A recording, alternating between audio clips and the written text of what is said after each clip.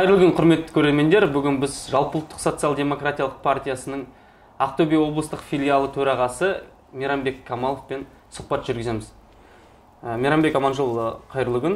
30 наурызда Ақтөбе облысында кейбір елді мекендерінде топан су басты, және де сіз біріншілердің қатарында болып, сол су астында қалған ауылдар туралы хабар беріп, және де сол елді мекендерге барып, жағдайдың жайын білдіңіз. Облыста қанша елді мекен су астына кетті, және де неліктен суының астына кетті? Ақтөбе өңірінде көп жылдан бері бұндай жағдайлар көп болмаған. Енді бұл болған су қырдың суы.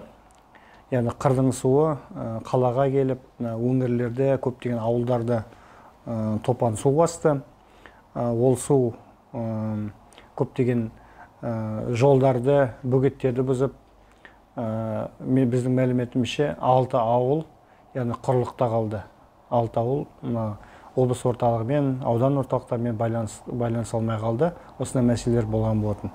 Ең негізгі мәселе жаңағы қырдың суының ағыны қалаға да келді, ауылдарға да сай-салаға толып су алып кетті. Сонда биыл қар көп болды ма?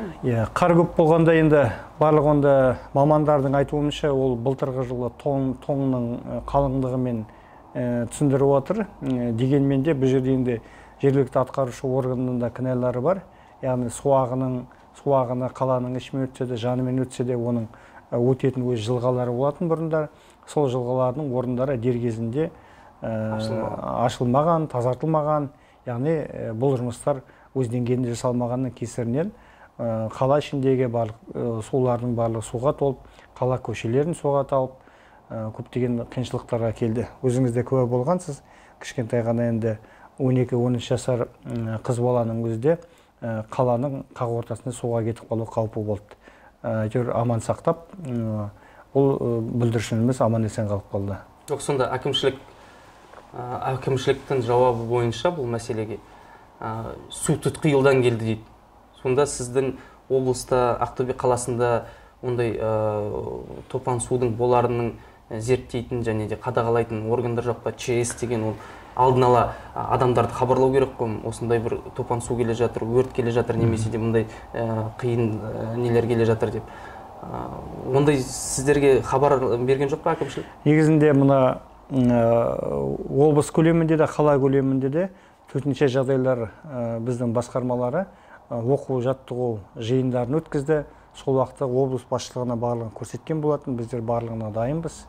Біздің жаңағыдай бүкіл жарақтандырылған, барлық құралдарымыздың барлығы дайын, жаралардың бәріне жырып, тиісті деңгей жасап қойдық деп есеп берген болатын. Өкінішке орай, жаңағыдай енді тұтқиылдан демекші жаңағы су келіп қалған уақытта, оның жасалған жаңағы дайындықтары оған көтере алмайтын болып шықты. Оны көрсетті.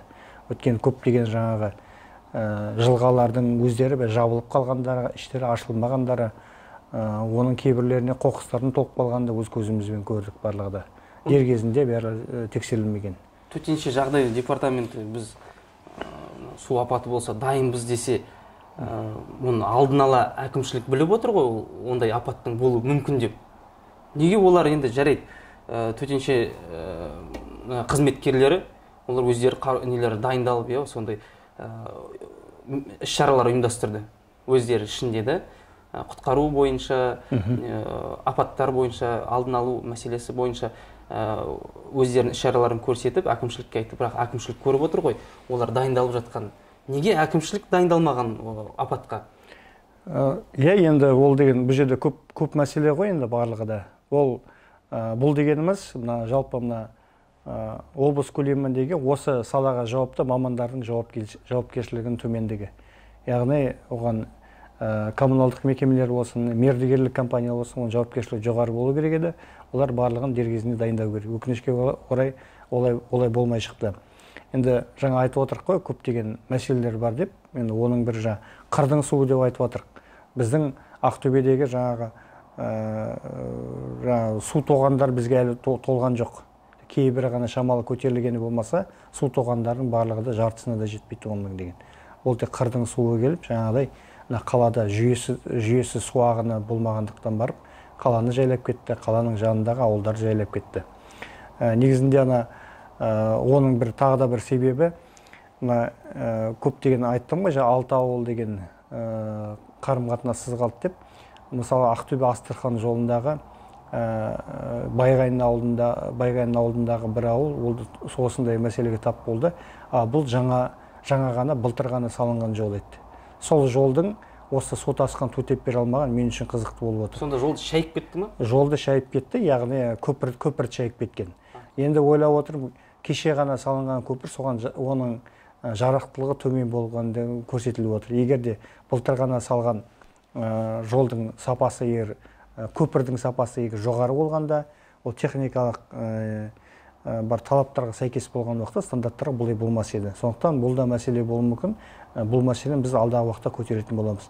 Неліктен былтыр ғана салынған жаңа құрылыс, жаңа жол көпірлерді неге су шайып кеткен, онымен айналысатын боламыз алдағы уақытта да.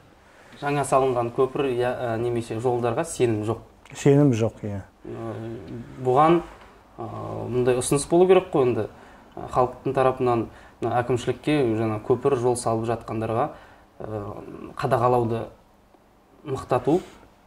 Өкінішке орай қазіргі бізге жол саласында, жол сапасын бақылау саласында оны қадағалаушы өздерінің жаңағыдай мамандар бар. Өкінішке ол мамандардың жұмысы сын көтермейді. Өйткені олардың барлығы да жаңа жол салатын мердігер компаниядан қаржы алатын болғандықтан, оларға қатысты өзінің жаңағыдай негіздемесін, өзінің жаңа келіспейтін тұстарын көбінесе айта алмайды. Сондықтан бұны тек қадағалайтын орган ғана өздерінің сараптамасын, өзінің қорытындысын бермесе, ол жердегі жаңағыдай технадзор дейміз ғой, техникалық бақылаушы мамандардың тәуелсіз болу керек олар. Олардың қазір рөлдері төмен болып тұр. Өйткені олар сол мердігер компаниядан ақша алады, ақша алғандықтан оларға жаңағыдай тәуелді. Әрине бұл Қазақстандағы ең басты үлкен проблемалардың бірі.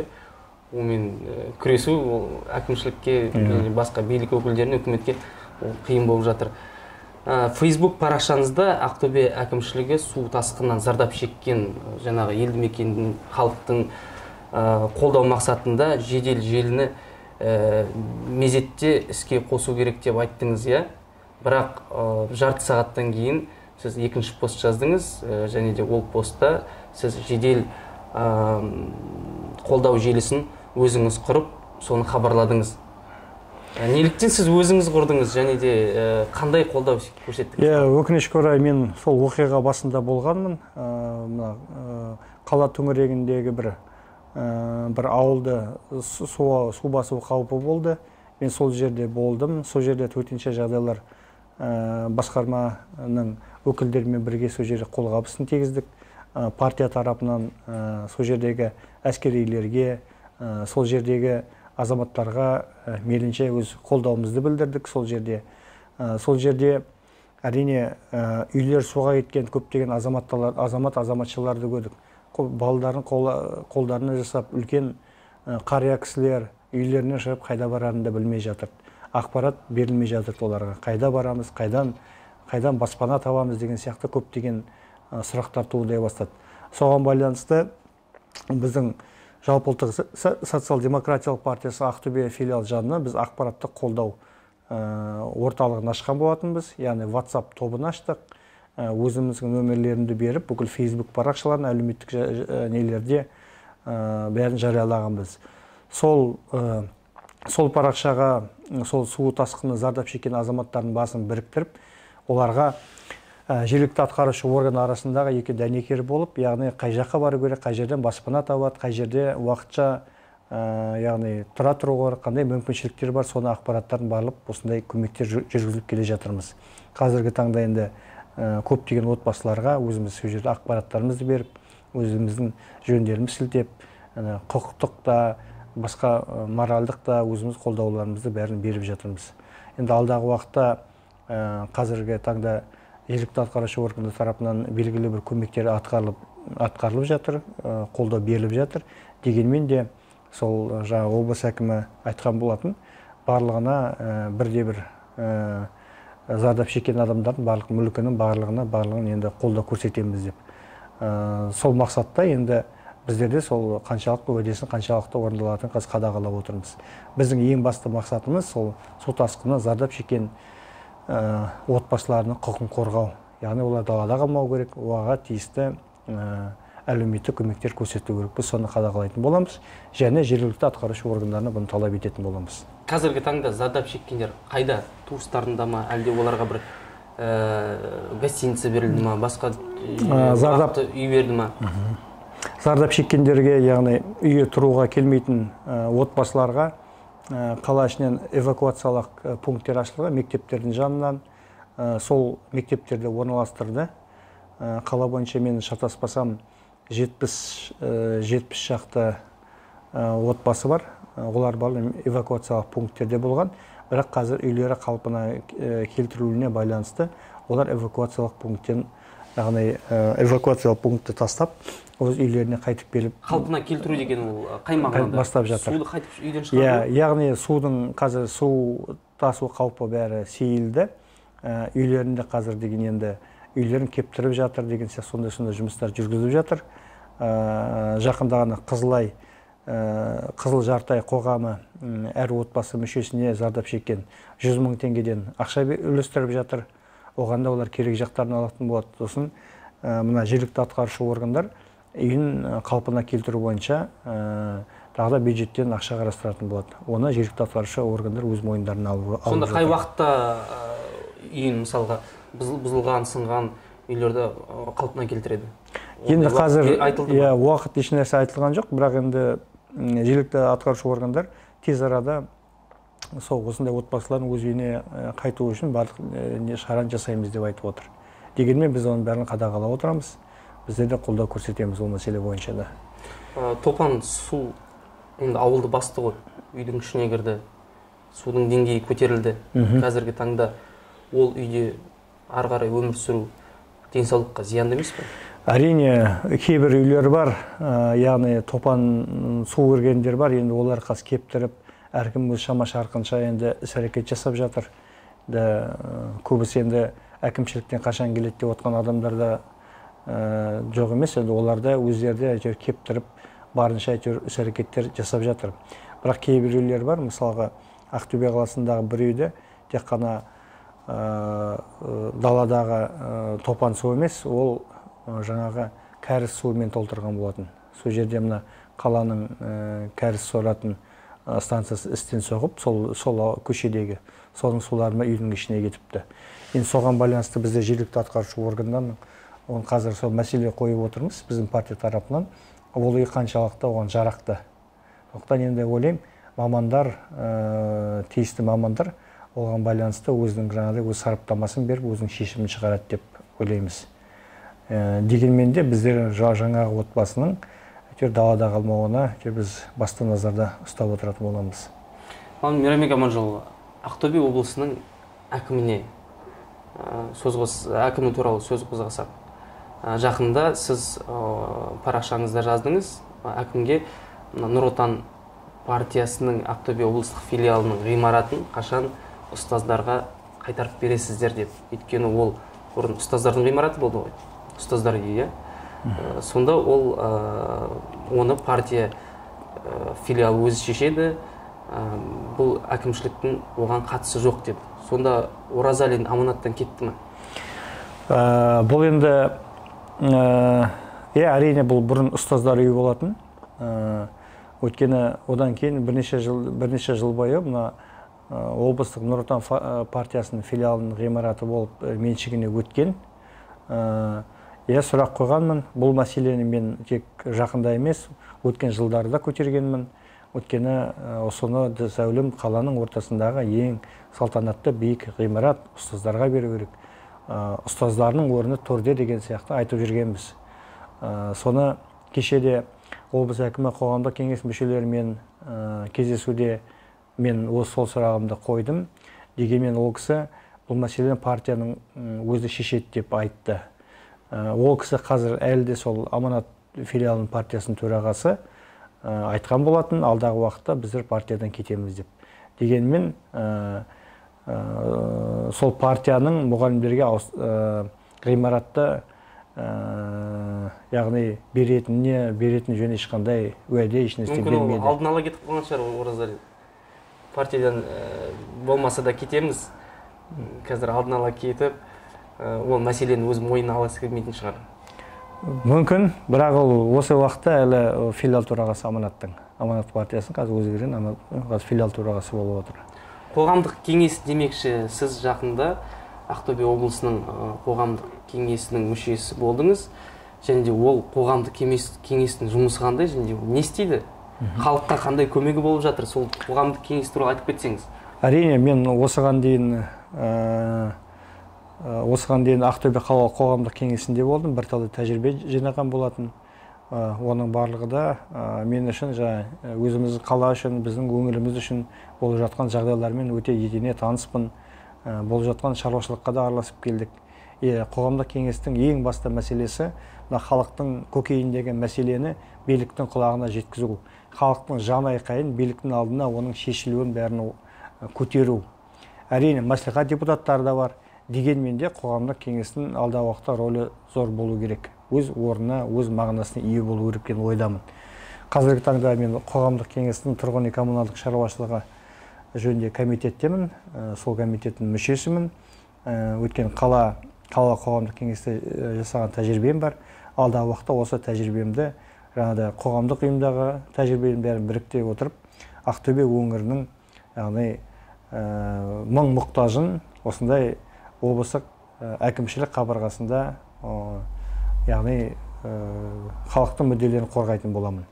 Яғни, егер қоғамдық кеңеске қатысты болса, егер облыста бір кейбір мәселелер болса, қандай да болса, мен халықтың айтқанымен ол мәселелердің барлығын көтеруге, яғни барлығын жауап беруге мен дайынмын.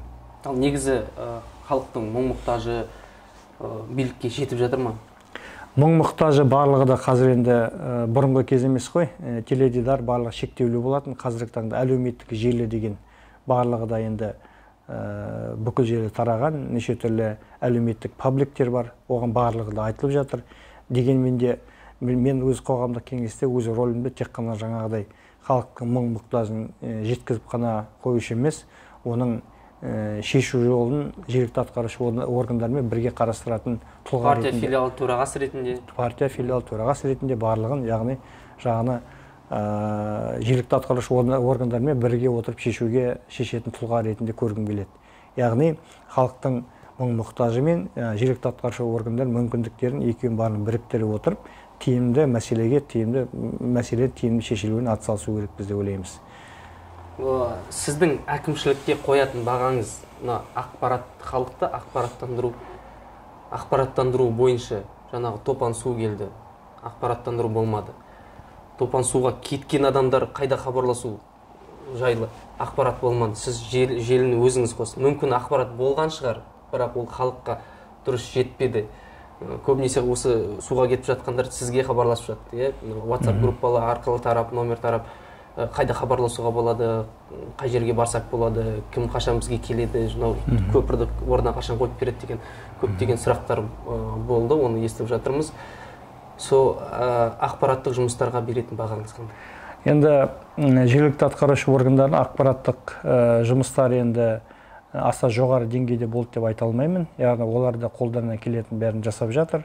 Яғни төтенше жағдайлар өкілдері де, олар да көліктерімен, дыбыс зорайтқышпен адамдарға үйлеріңізден шығыңыздар, үйлерді босатыңыздар деп өте үлкен жұмыстар атқарды. Олар үйінен эвакуациялады, үлкен кісілерді шығарды, балалары шығарды деген сияқты. Ол деген су деген дізеден асып кетті кейбір үйлерде деген. Олардың еңбектері өте үлкен. Дегенмен де ақпараттандыру жағынан, яғни халыққа нақты ақпарат беру жағынан кішкене кемшіліктер болды.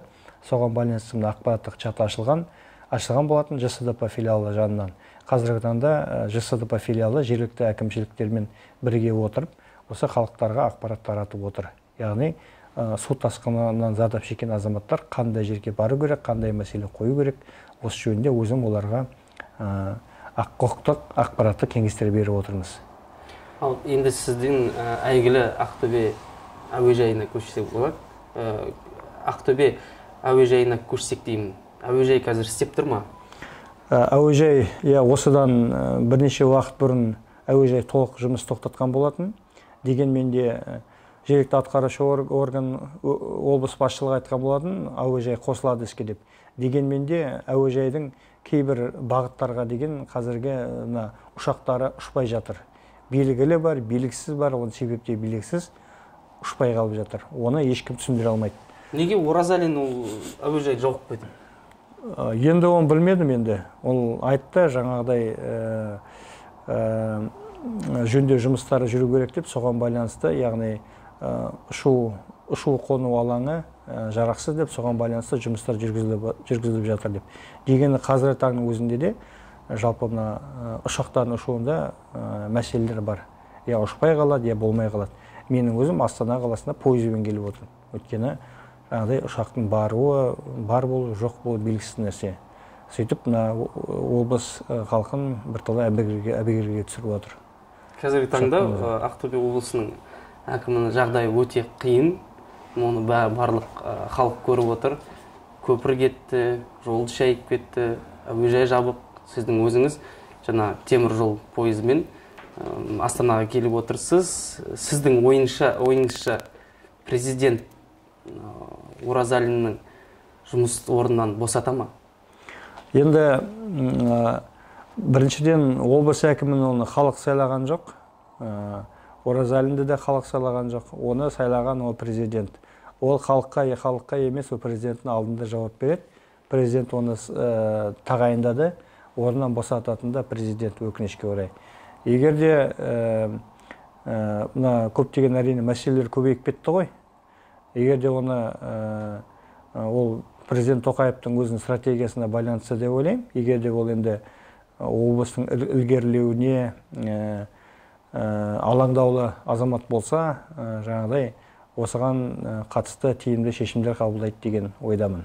Менің ойымда солай, өйткені осындай мәселелерде жұмысын көрсете алмаған әкімдерді орнынан босатып, халықтың арасынан әкімді қою.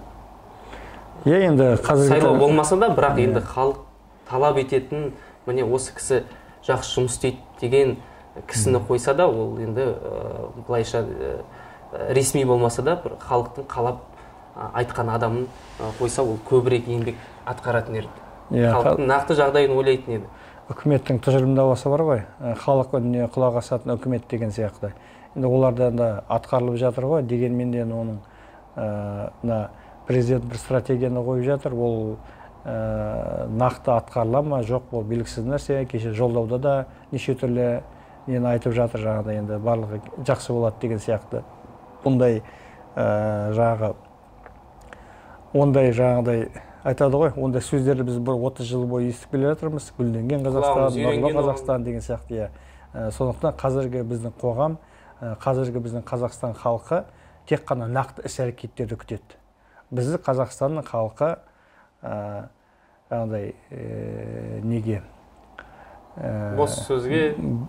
Енді бос сөз деп айта алмаймыз, барлығы уәдеге тойған. Енді қазір нақты сол уәдені орындайтын кезеңді күтіп отыр. Уәдеге Қазақстан халқы тойған.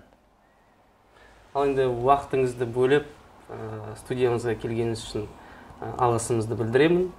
Және де болашақта Ақтөбе облысының зардап шеккен елді мекендерінің халқының жағдайы жақсарып, және де үкімет тарапынан көмек көрсетіледі деген ойдамыз. Рахмет.